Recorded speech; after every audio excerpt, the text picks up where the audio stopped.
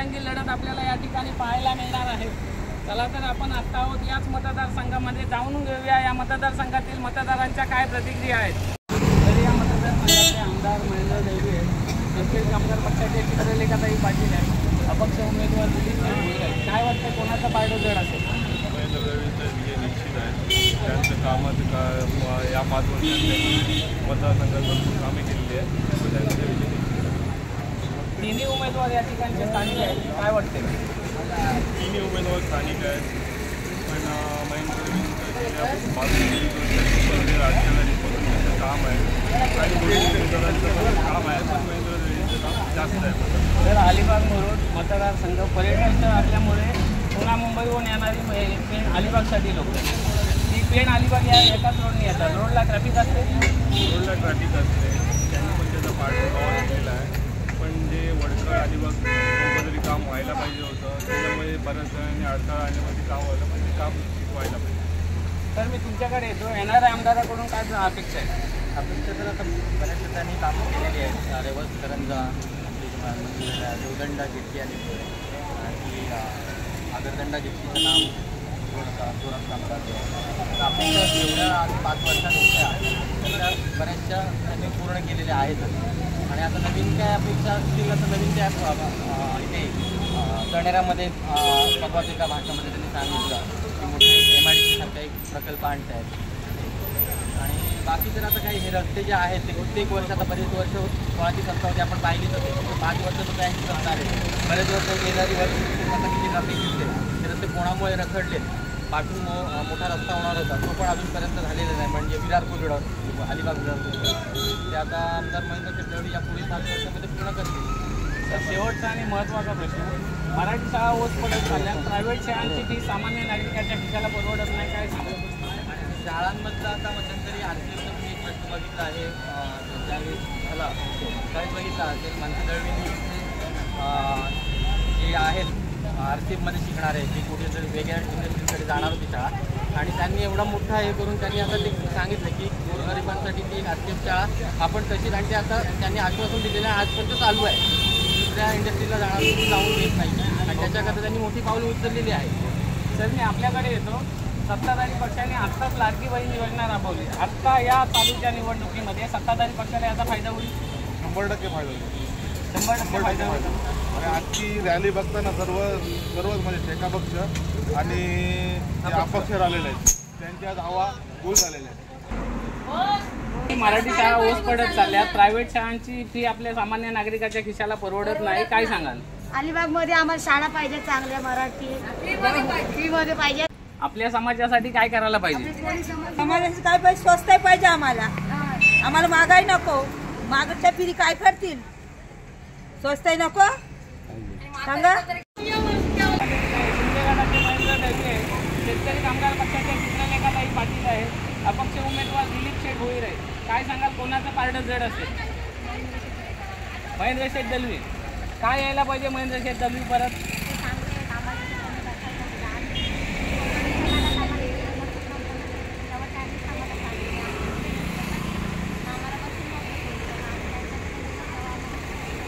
काय सांगाल कोणाचा पारडं जड असेल?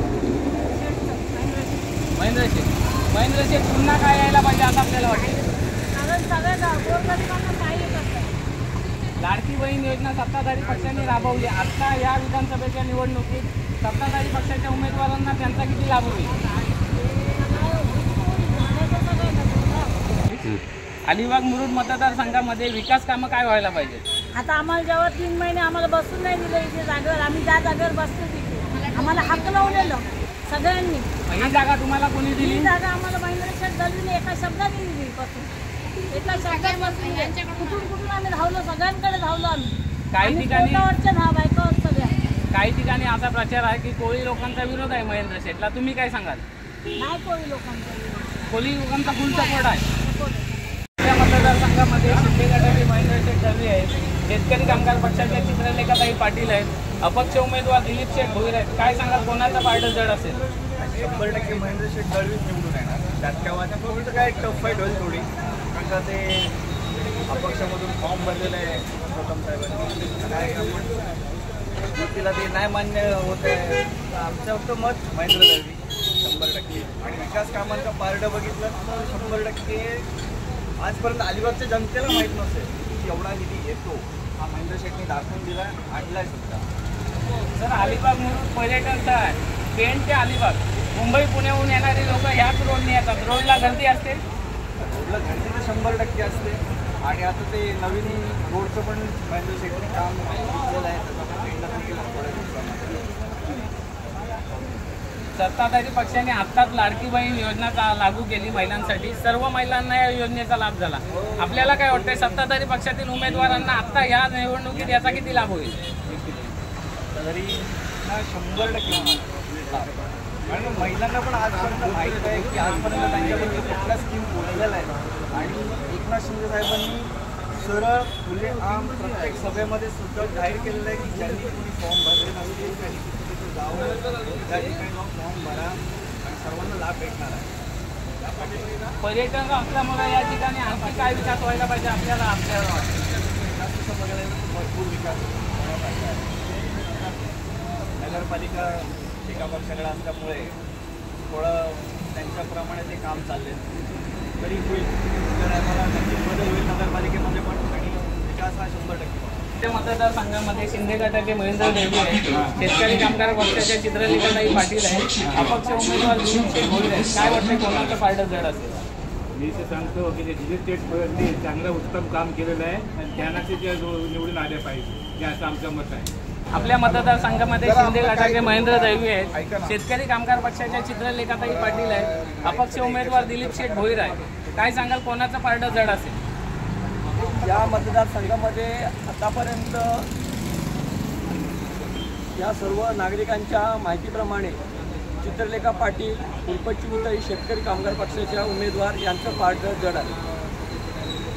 तर अलिबागमधून पर्यटन स्थळ आहे, काय विकास कामं झालेली नाहीत आणि काय व्हावी अशी आपली अपेक्षा. हे विकास कामांचं जर गणित झालं ते शेतकरी कामगार पक्षाच्या माध्यमातून ते होत आहे. आणि याचा दृष्टिकोन तुमचा भावी आमदार चित्रलेखा पाटील यांच्या माध्यमातून ते विकास कामं होणार आहे. जर तुमच्याकडे येतो, सत्ताधारी पक्षांनी आत्ताच लाडकी बहीण योजना महिलांसाठी लागू केली. आत्ताच्या निवडणुकीत सत्ताधारी पक्षातील उमेदवाराला या सगळ्याचा किती लाभ होईल? त्याचा लाभाचा विषयाला बाजूला पण 3 महिन्यासाठी राहिले. मग लाडकी बहिणी फक्त तात्पुरती दिशाभूल, महिलांची दिशाभूल करण्याकरता मतांसाठी केलेली ही दिशा. तर मराठी शाळा बंद होत चालल्या, प्रायव्हेट शाळांची फी सामान्य नागरिकाच्या खिशाला परवडत नाही, काय सांगाल? हे राज्य शासनाने याचं नियोजन करायला पाहिजे. कारण मराठी आपण बोलतो की मराठी भाषा ही महाराष्ट्राची आहे, पण मराठी शाळेबद्दल जर आपुलकी किंवा त्याचे नियोजन योग्य रीतीने झालं तर ही मराठी शाळा योग्य पद्धतीने चालेल. त्याचा शासन दरबारी विचार झाला पाहिजे.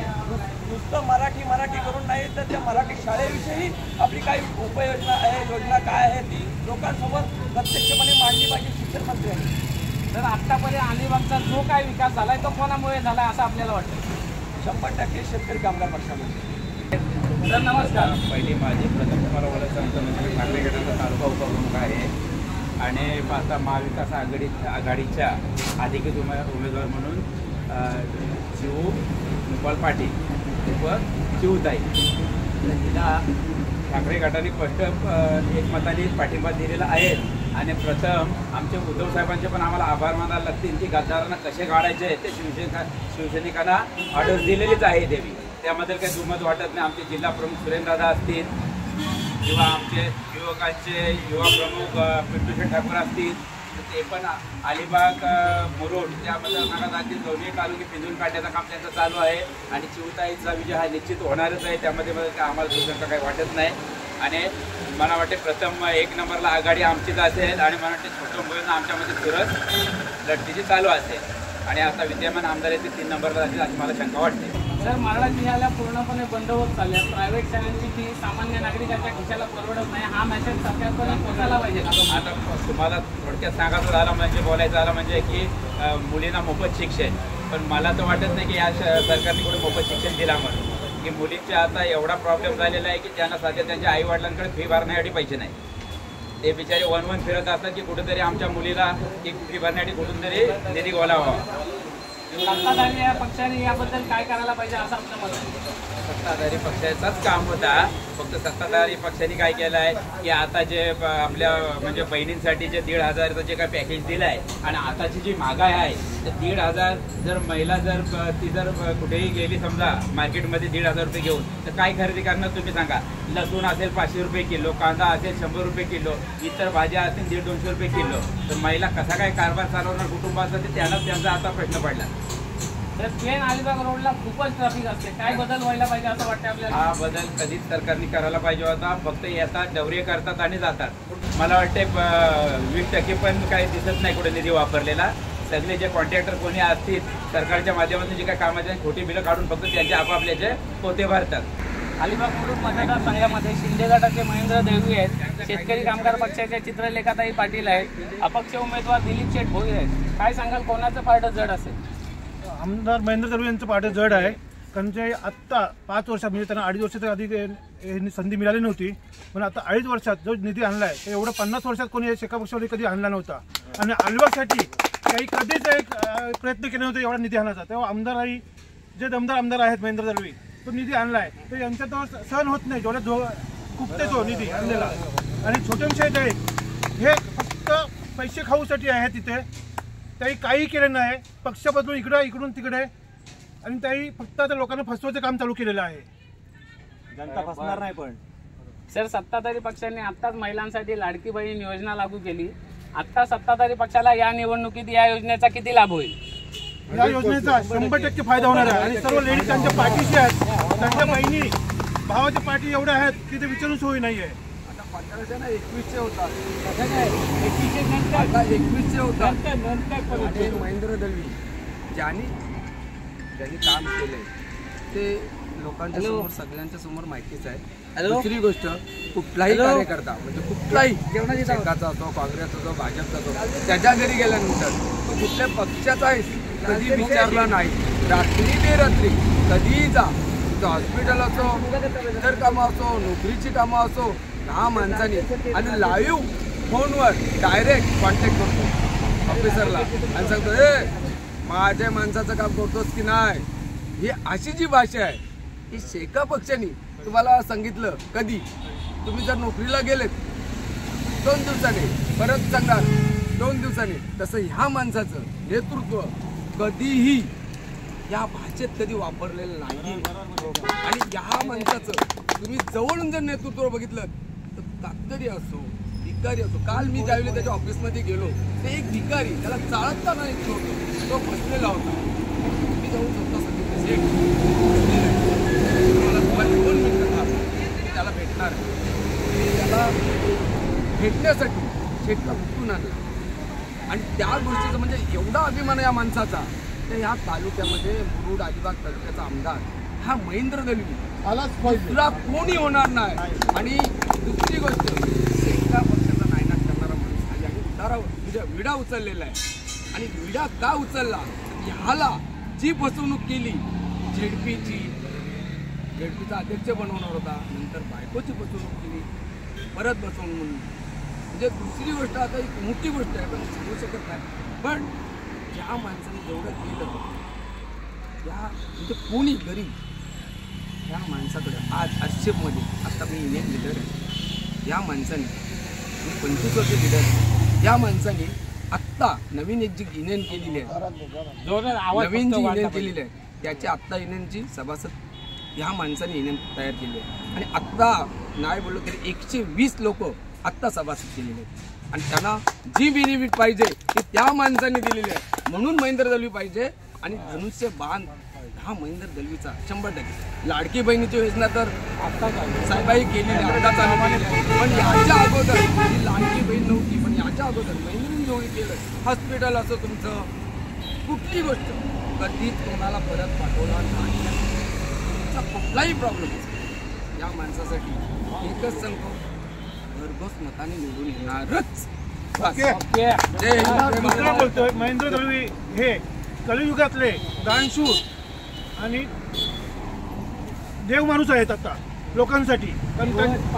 आणि त्यांच्या घरी गेलेला कधी कोणी कधी खाली हाताने येत नाही. कुठलाही प्रश्न असला ते समोर मोबाईल ऑन हे करून रेकॉर्ड म्हणजे स्पीकर ऑन करून प्रश्न सोडत पब्लिकचे.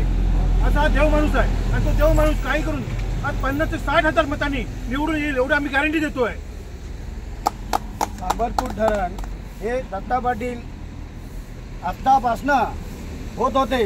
दत्ता पाटील गेले, प्रभाकर पाटील गेले, काय त्यांची नाव घेण्याची आपली लायकी नाही, पण ते गेलेत. काय यांना सांबरपूर धरण करता आलं नाही. त्याची निधी महेंद्र शेठ दळवी यांनी आणलेली आहे, आलं लक्षात. आणि यांनी खोटी आश्वासनं देऊन लोकांकडे मतं मागितलेली आहेत आणि यांचा देही केलेला आहे, काही लोकांचा केलेला नाही. यांची भरभराट केलेली आहे, जनतेची भरभराट केली नाही. जनतेला फसवणूक करून त्या लोकांनी स्वतःचे खिसे भरले, स्वतःचे धंदे चालू केलेले. हा, त्यांना गेटवर फक्त त्यांना कार्यकर्ता लागतो. कुठला कार्यकर्ता आहे? तुमच्या गावातले कार्यकर्ता घेऊन आलाच काय तर त्याला एंट्री आहे. इथं महेंद्र दळवीना त्याचे नाही, कोणी येऊन दे, महेंद्र दळवी कोणी येऊन दे. अरे हे बाबा काय चहा पी, काय तुझं काम आहे? हे लाईव्ह काम करतात. त्यांच्यासारखे कार्यकर्ते लागत नाही. सामान्य माणूस जाऊन तिथं कार्य करून घेऊ शकतो. एवढं महेंद्र शेठ आहेत, हे देव आहे. एवढी पावर ताकदफुल आहे आणि ते गरिबांचे आमदार आहेत. गरीब असून गरिबीतून काही पाहिलेली आहे. हे सोन्याचे चमचे घेऊन आलेले आहेत, हे गरिबीतून आलेले आहेत, म्हणून त्यांना गरिबीची जाण आहे. असे महेंद्र शेठ दळवी आमदार हे 50 ते 60 मतांनी येणार. 50-60,000 मतांनी आपली निशाणी महेंद्र शेठ आगे बढ़ो. आणखी एक प्रश्न बोला. या ठिकाणी या मतदारसंघामध्ये शेका पक्षाशिवाय दुसरा कोणताच आमदार झालेला नाही. आता आपल्याला काय वाटतं, महेंद्र शेठ दळवी दुसऱ्यांदा आमदार होतील? महेंद्र दळवी दमदार आमदार, महेंद्र दळवी शेका आमदार, कामगिरी दमदार. महेंद्र शेठ आगे बढ़ो, हम तुम्हारे साथ है. शेका पक्षाने 45 वर्षभर पाण्याचा रेवस पाठपुरा धरला पण केला. महेंद्र शेठने आता 7 पर्यंत लाईन आणली. रेवस पुरवठा चालू आहे, काम चालू आहे आमचा. रेवस बोंडी नौखाट त्याच्यासाठी धन्यवाद. आणखी महेंद्र शेठ दळवी साहेब गोरगरिबांचे अन्नदाता आहेत. कुठलाही काम सांगा न बोलणारे, 0 मिनिटात काम करणारे. महेंद्र शेठ आगे बढ़ो.